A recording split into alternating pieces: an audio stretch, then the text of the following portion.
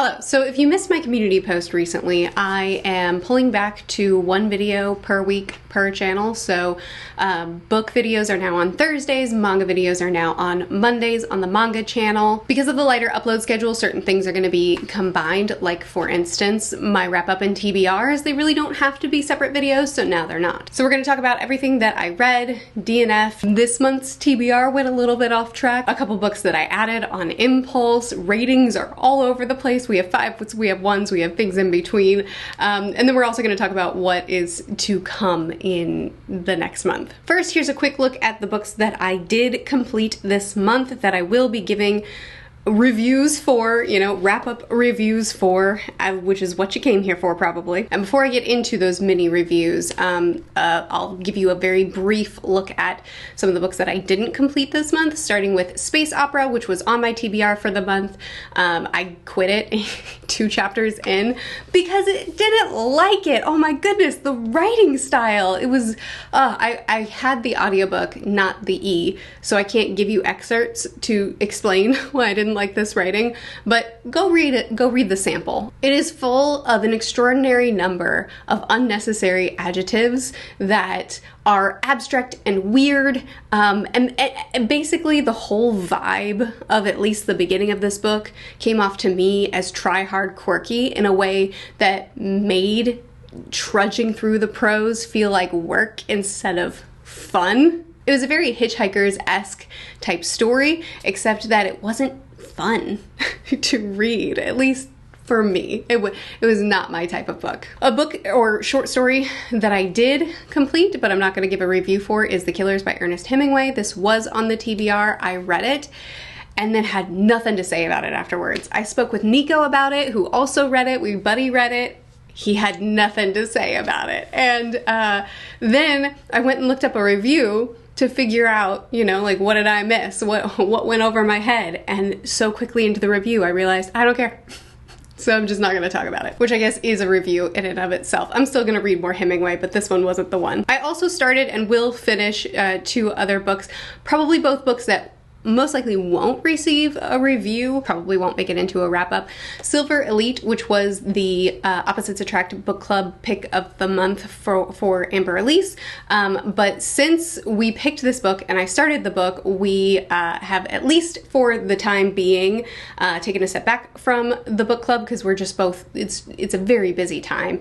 And so taking one thing off of our plates was the practical choice for us. I'm sad about it, but life happens. I am going to finish the book, and I am giving long write-ups on my Discord as I read through it because it's just really fun to mock. But it's also, it's just like not my type of book. So is it useful to get a review from me? I don't know. And I'm also reading this nonfiction book on the Black Plague because it's a particular interest of mine. I did a ton of research on it when I was in high school and just got really fixated, and it was recently mentioned again in something that I read, and I was like, you know what, it's time to go down that research trail again. But I doubt anyone watching this is interested in that topic, so I'm probably just not gonna talk about it. But I am reading it and I will finish it. I have some mixed feelings on the author's choices of presentation, which is another reason I don't care to talk about it, because it would take me a while to kind of explain some of my complaints. But there's still a lot of really good information too. Okay, now let's talk about the books that I actually finished this month, starting with the surprises, Peter Pan, as well as Peter Pan and Kensington Garden. I do believe that both of these books were the first books that I finished this month.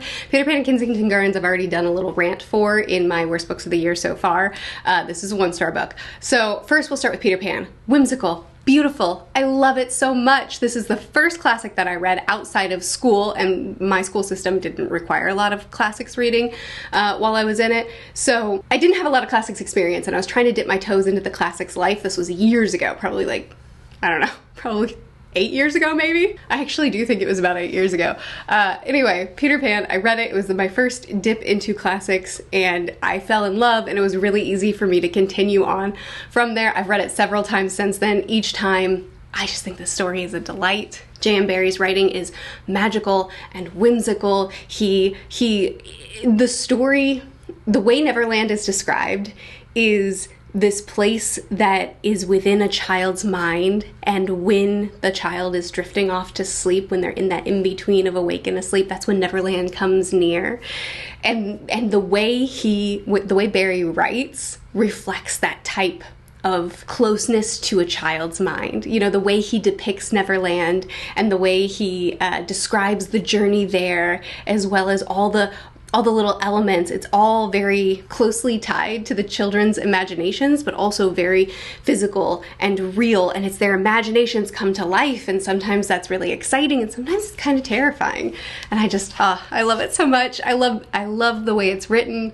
I love the characters. I love the conclusion. I love Peter Pan. Little twerp. And this time around, I considered myself to be a new and improved reader, and I thought, you know what? Back in the day when I read Peter Pan in Kensington Gardens, I didn't understand. I didn't understand the value of this book. I gave it a 1 star, I'm pretty sure, the first time I read it, but I'm a different reader now. Now I love stories that have a touch of tragedy to them. Now I can see how Kensington Gardens probably adds so many layers to Peter Pan. I really just believed in myself too much.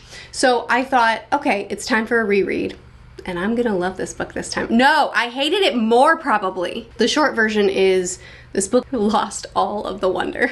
The first chapter and the last chapter I think are good, and everything in between I'm just like, why? Why did we have to do it? Why did it go on for so long? Why are Barry's prose is Barry's prose not magical and beautiful anymore? It's kind of just plain.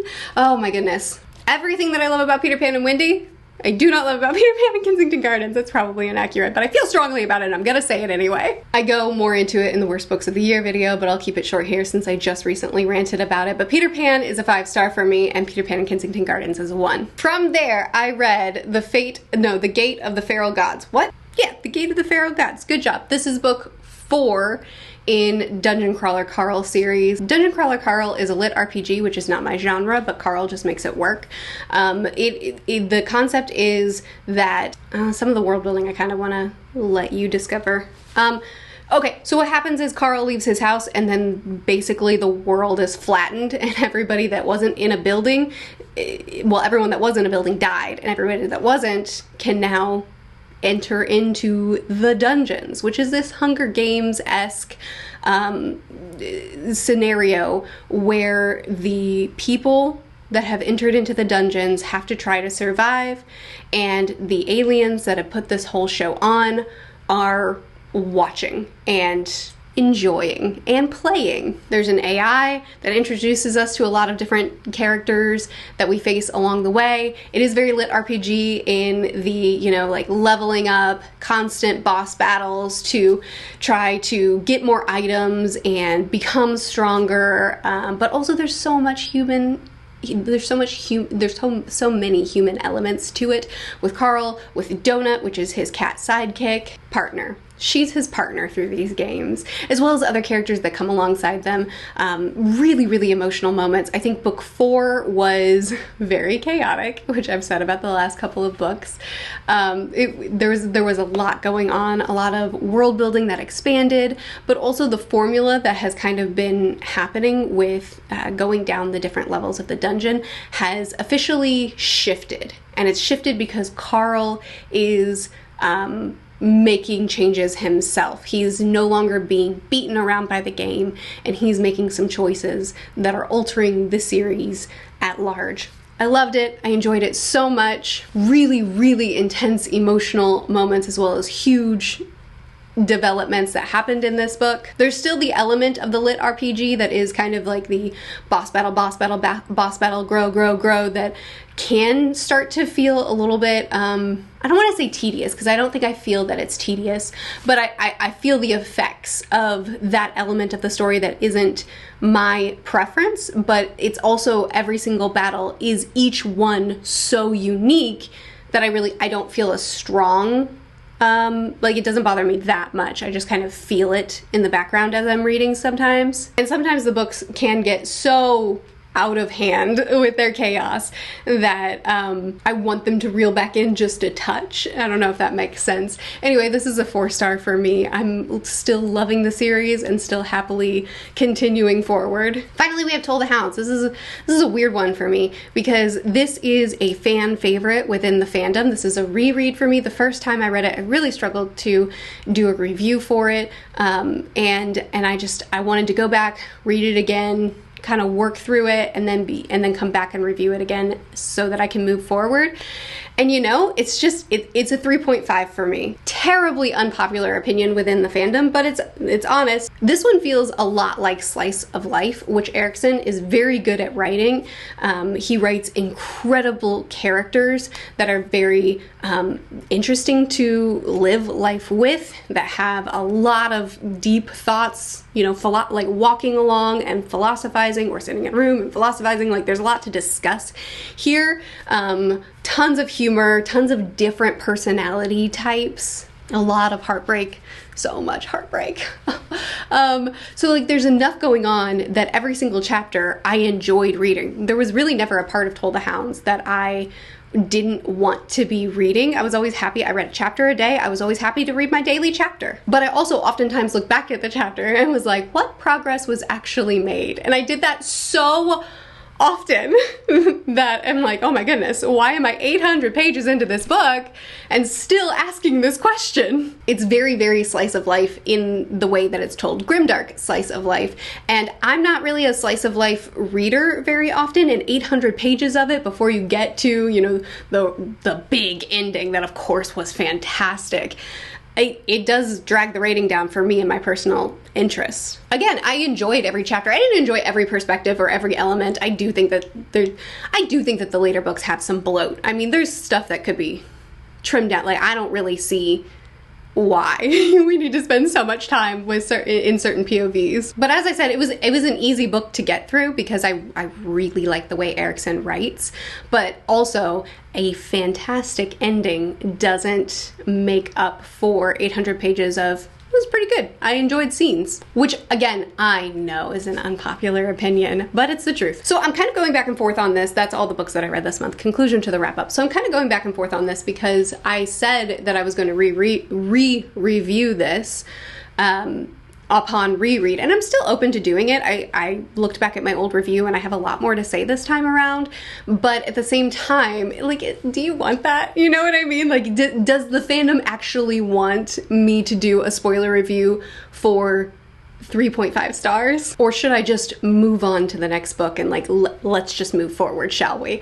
So like, you can let me know, I suppose, in the comments, and I'll take into account how people feel about that. And on that note, I'll also mention, since I'm uploading less now, I'm also going to be leaning a little bit less on reviews. Not because I'm less interested in it. I'm always interested in reviews. That's always going to be, or I guess I can't say always. Who knows? I'm a fickle person. Who knows if I'm gonna forever and always lean into reviews, but right now that's still what my main interest is, so it's what I'm gonna continue to do. That said, there's less opportunity to just do a bunch of reviews. So something that I'm considering implementing, we'll try it out this month and see how it feels, is in my wrap-ups slash TBRs, I'm going to introduce you to all the books that I'm planning on reading in the next month, but also I'll put up a community post with a poll asking, what book do you want me to review this month? In August, I do have Dust of Dreams on my reading list. I don't know if I'll finish it in August. It certainly won't be reviewed in August. So I will put one of the slots, Toll the Hounds, on the poll, if that's something that you want on the poll, as well as a couple of other books that could potentially get reviews this month. And I'll let y'all decide, you know, what your interest is in for me to review, since there are fewer videos now, therefore fewer opportunities for, you know, spoiler-filled in-depth reviews. I hope that made sense. On to the August TBR. Here's a quick look at my August TBR, the 5 books that I have on the list. I have categorized them as depressing and not depressing because that is what they look like in my mind. Like, that is the way, when I look at this list of books, that's what I see. So we'll start with the depressing ones. Dust of Dreams. I am aware that this book has a very controversial scene. I've been warned. I have good friends that are very big Malazan fans. I have people to talk to about it with. I don't know a lot of details about it. I don't know hardly any details about it. I don't know whereabouts in the book it lands, but you don't have to warn me, is what I'm saying. We'll get to it and we'll see what it does. But I am continuing on with Malazan, and I'm gonna try to keep the 1 chapter per day pacing that I had for Toll the Hounds. I liked it. It worked for me. I'm gonna try again with Dust of Dreams. Previously, I've stretched these books out too much, and I'm going to try to kind of focus up here with these last couple books. Next book on the list is a nonfiction. It's called The Rape of Nanking. This is about the Nanking massacre that happened during World War II. This is a piece of history that I have cursory knowledge of, but not a ton. And I want to learn more. And this book heavily relies on testimonials.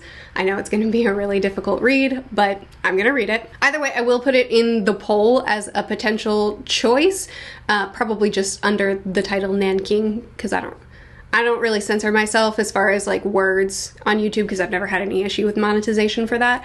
But I don't really know how that would work for a community post, so I'll probably just write Nanking. But also there's going to be an asterisk with that, and that's that if I don't want to do an in-depth review, even if it wins the poll, I'll just move on to the second pick of the poll, because I know this book is going to be a lot to read, but it's also important and I want to read it. Next up in the not depressing category, we have Something Rotten. This is the next Thursday Next book in the series. I believe this is book 4. I'm pretty sure that's true. Very excited to continue on. This has very quickly become, I anticipate, assuming the series continues with this level of quality, I anticipate it's going to be on my top 10 series list. Unbelievably clever, brilliantly written, hilarious humor, wit in every single scene, so many literary references, ones that I get and ones that are for books that I haven't read yet, but it doesn't take away from the enjoyment of the story. Love the characters. I love so much about these books. They are a delight to me, and I moved this book. I was gonna read it in September, but I moved it up because I was like, I need joy in the month of August. Next on the list is The Butcher's Masquerade, which is book 5 of Dungeon Crawler Carl, so I'm continuing on with these. I don't know that this one will be finished this month. I expect it will, though, but they keep getting longer, so, you know, we'll see. This one automatically is getting a review, so it won't be on the poll at all, because I'm reviewing all of these in, like, the vlog style, so that's gonna keep up, but that vlog probably won't show up until September. And finally is Shroud by Adrian Tchaikovsky. So let me actually look this one up, because I can't remember what this one's about. A gripping story of alien encounter and survival. Oh, it's sci-fi horror! Awesome! Okay, so discovers that the moon is pitch black, but alive with radioactivity. High gravity, high pressure, zero oxygen environment. That's what Shroud is. Oh, and then we have people, okay, so no one should ever go there for the reasons that I just listed, and then we follow people who go there because of an emergency landing. No way. Oh, I love it. Oh, perfect. Okay, so this is a crew that has to emergency land in an atmosphere that is uninhabitable and treacherous and dangerous, and now they have to try to trek across and navigate this horrible landscape. Ooh, fun! Yay! So it's survival as well as, you know, uncharted land and horrible landscape and environment. Sounds fun. I love Tchaikovsky's writing. This was the Patreon pick that my patrons vote. Well, they choose and vote on a book for me to read every month. So this is one of them. As always, if you're interested in joining in reads with me, we make a reading channel for everything that I read and discuss as we read. But we also, for the Patreon pick every single month, we also do a reading sprint on Discord where we join either in text, voice, or video, however people want. We start the book together and discuss as we do reading sprints, which is super fun. But this book too will be on the community post poll, so look out for that. I'll put it in the description of the video to make it easy to find. So those are the books that I finished in the month of July, as well as the books that I plan on reading in the month of August. Please chat with me more about any of the books, whether you've read them or plan to read them now. If you're gonna pick up any of the books that I have on my TBR and read it alongside of me, please do chat with me more in the comments. I'll see you again soon. Bye.